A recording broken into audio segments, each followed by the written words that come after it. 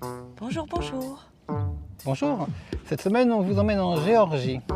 Géorgie, donc c'était le point d'arrivée pour nous au sortir de la mer Noire par le ferry. Donc le nom du port, c'est le port de Batumi.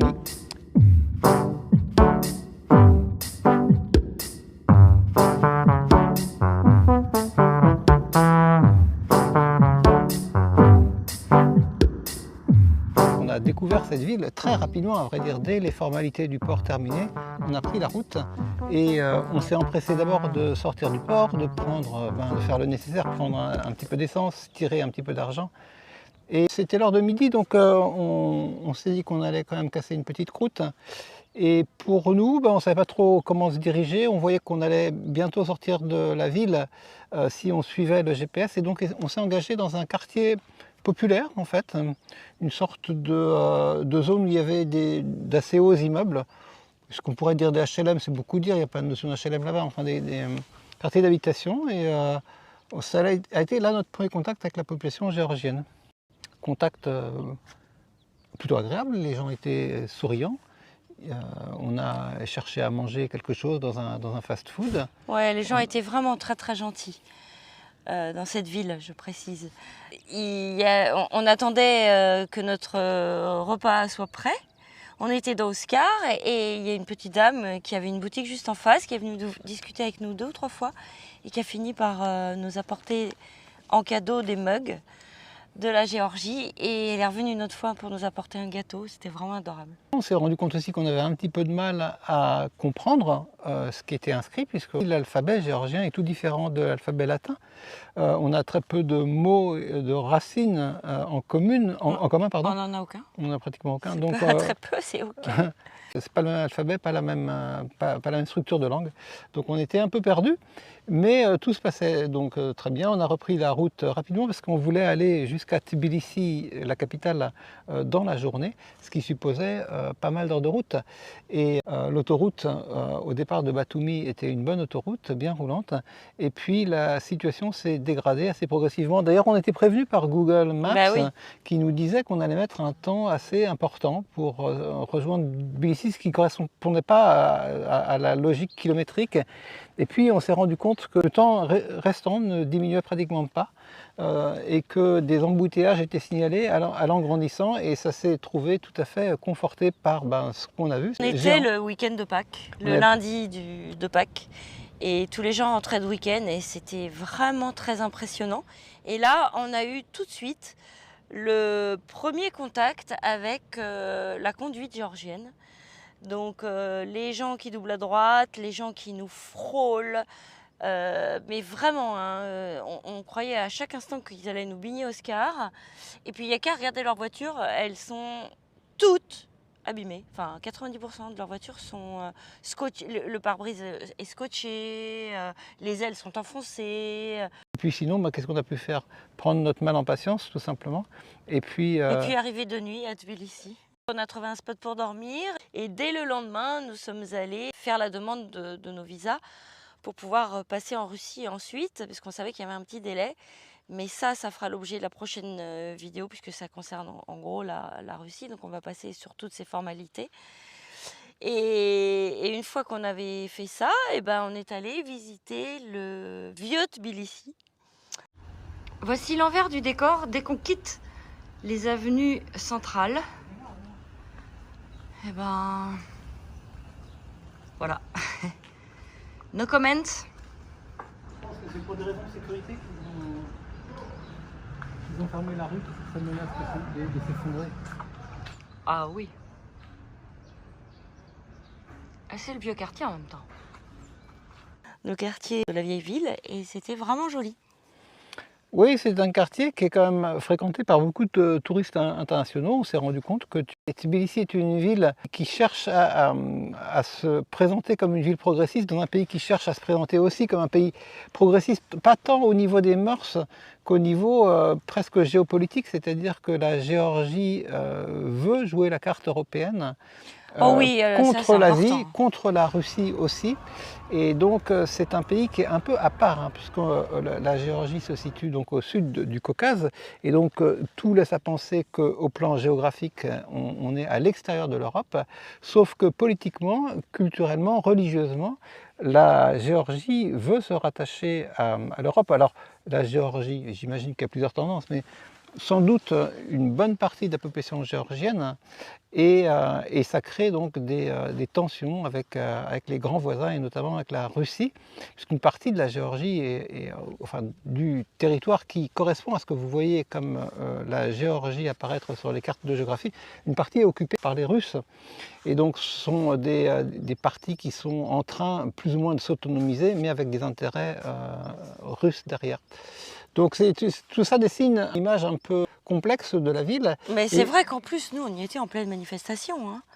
Il y avait des manifestations devant le Parlement en permanence. Il y a eu une fois où on n'était vraiment pas loin et où il y a eu plusieurs blessés, donc la police est partout.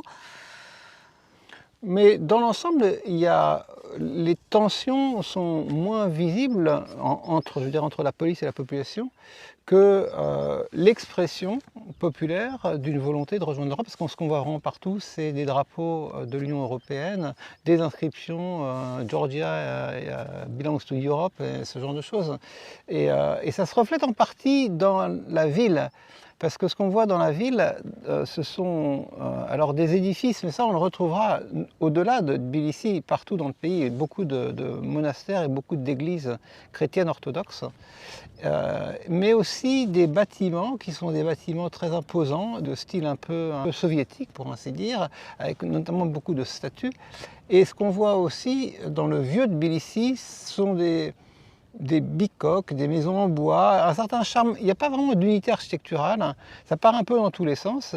D'autant plus que comme c'est touristique, il y a les rues, on va dire les commerces destinés aux touristes qui sont juste, qui voisinent.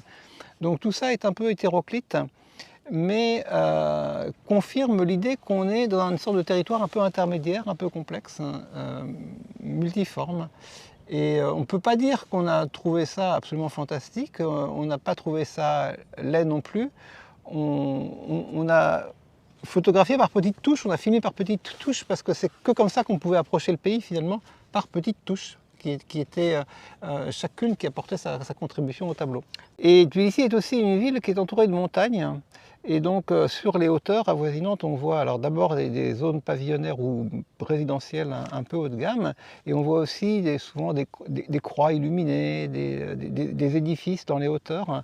Donc on a aussi une vue qui porte relativement loin. On sent ça hein, quand on est à Tbilissi, qu'on est entouré de montagnes. Et c'est là qu'on a passé notre deuxième bivouac géorgien. On est monté tout en haut de la colline. C'est un dénivelé de près de 700 mètres, donc vous imaginez, ça fait quand même une belle vue plongeante sur la ville. Ouais. Et on s'est rendu là parce qu'on avait fait connaissance, alors le monde est petit, le monde des voyageurs est petit. Quand on a entamé nos formalités pour la Russie, on a fait connaissance de certains voyageurs français qui étaient dans le même cas que nous. Et donc ils nous ont dit où ils bivouaquaient, on les a rejoints par sympathie, et puis c'est la communauté des voyageurs qui fonctionne comme ça. Et quelle n'a pas été notre surprise de trouver non pas un ou deux véhicules de voyageurs avec lesquels on avait fait connaissance, mais six Français. Six véhicules français, six familles françaises. Mais on a passé une bonne soirée, un bon moment. Sauf que, heureusement que sur cet endroit de bivouac, il y a un abri. Parce que on s'est tapé un orage monumental. Vous avez eu le temps de faire du drone quand même pour montrer un peu Un tout petit peu de drone pour montrer le site. Et après ça a suivi. Alors c'était assez joli, hein. On s'est amusé à filmer quelques éclairs qui déchiraient la ville qu'on surplombait. Et puis ensuite on est parti quand même, hein. Ouais, en fait, comme les formalités se sont prolongées non pas sur une journée mais sur 2 journées, on a passé 2 nuits à ce même bivouac. Et puis là, au bout de 2 nuits, on n'avait pas tant marre du bivouac, quoiqu'il n'était pas facile d'aller vers ce bivouac, parce qu'encore une fois, il y avait cette route de montagne, elle n'était pas très difficile.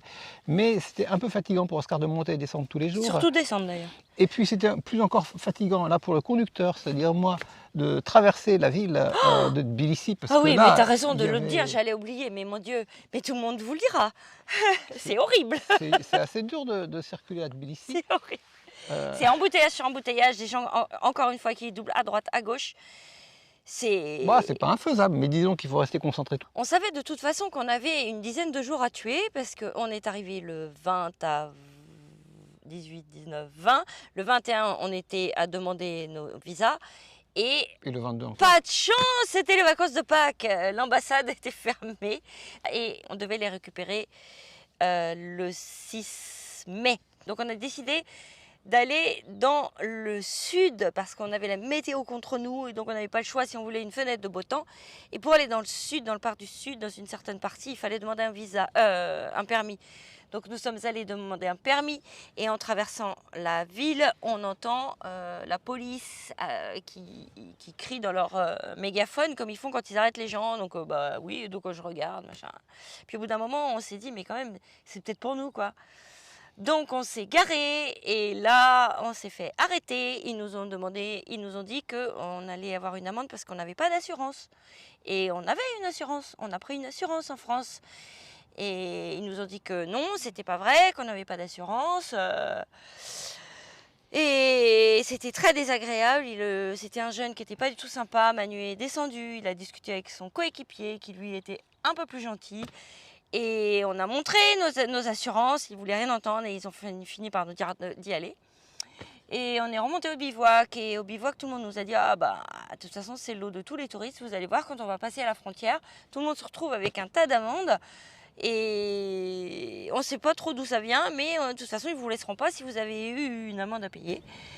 Parce que la police scanne les véhicules et recense en fait toutes les amendes possibles. Ça va du stationnement aux excès de vitesse ou au défaut d'assurance et regroupe ça sur un fichier central.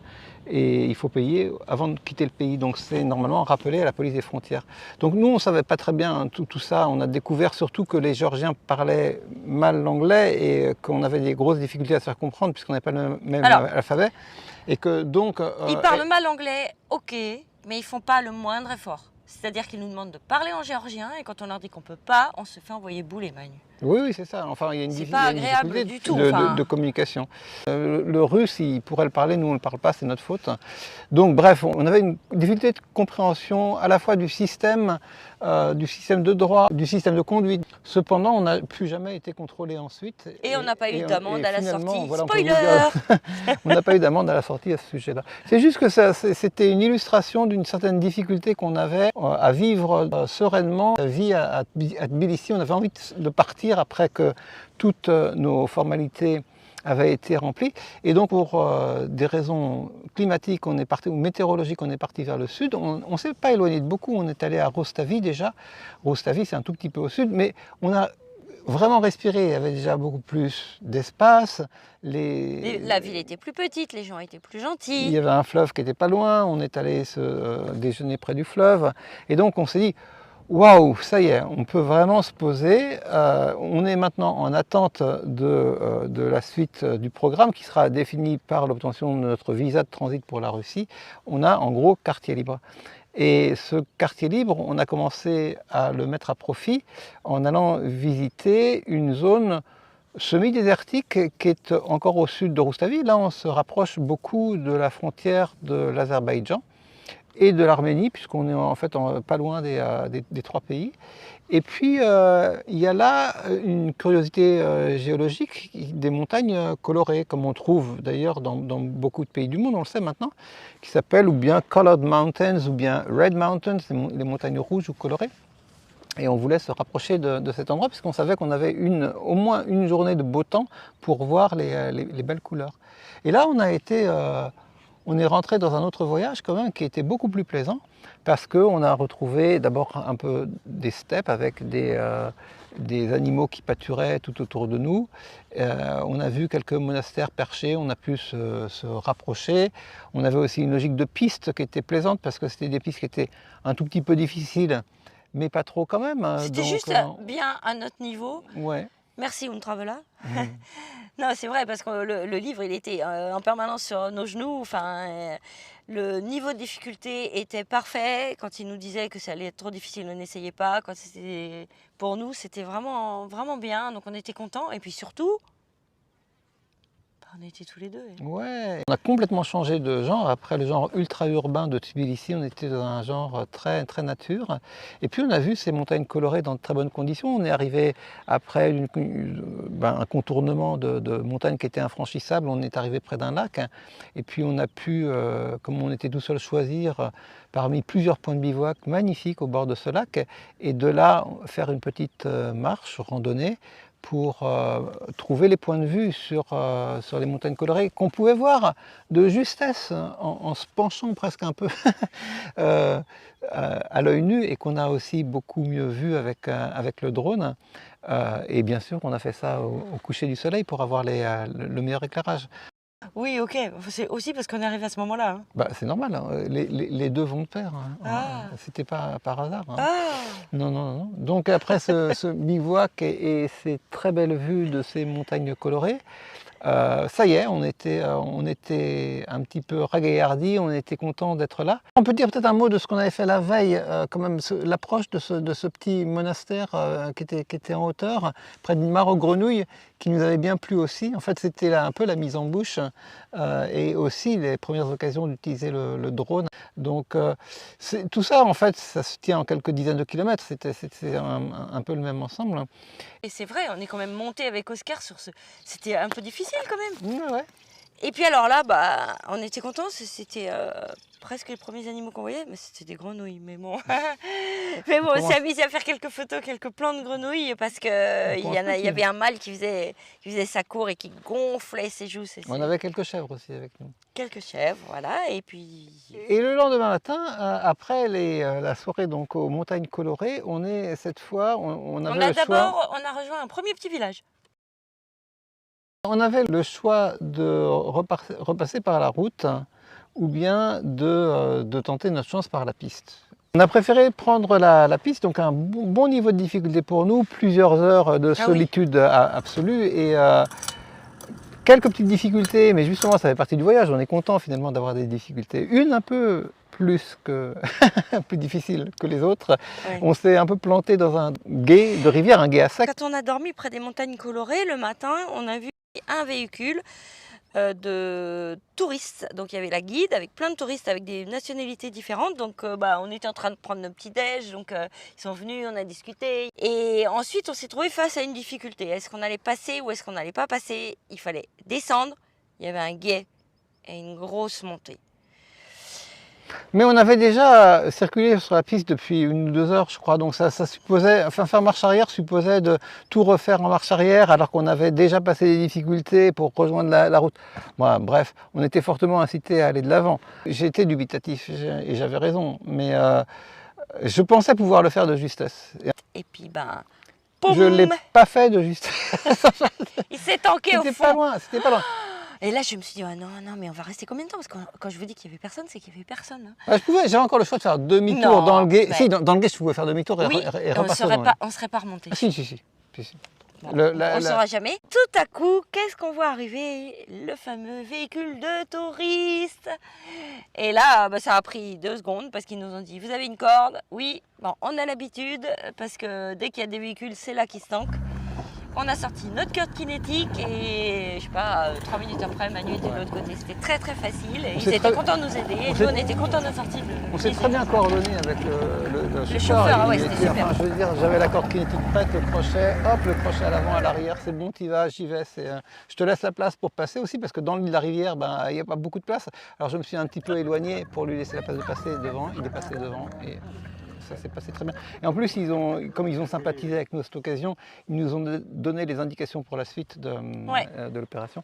Et tout s'est très bien passé ensuite jusqu'à Udabno. Udabno, c'était le petit village qui suivait. On a fait là une pause déjeuner bien méritée et on était plus ou moins revenu à la civilisation parce qu'à partir de là, on rejoignait la route principale par une piste beaucoup plus facile. Et c'est ce qu'on a fait. Ensuite, on s'est décalé d'environ d'environ 100 km, 150 km vers l'est par une route principale. Donc là, pas de difficulté particulière. Et le but était d'arriver à un petit village qui s'appelle Dedo-Pliskaro. C'est le village qui sert d'entrée au parc qui nous intéressait, que le parc de Vashlovany. C'était au programme donc pour les 3 ou 4 jours qui allaient suivre. Mais avant, il fallait d'une part faire valider notre permis. Oui, comme je vous l'ai dit, quand on était à Tbilissi, on est allé demander un permis. Et Manu dit à la dame, mais j'ai pas de papier, parce qu'elle nous a enregistrés, etc. Et elle dit, non, il n'y a pas de papier, ils vont vous reconnaître avec les plaques. Bon, très bien. Par acquis de conscience, on s'est dit, on va s'arrêter à Dedo-Pliskaro. D'où tu viens?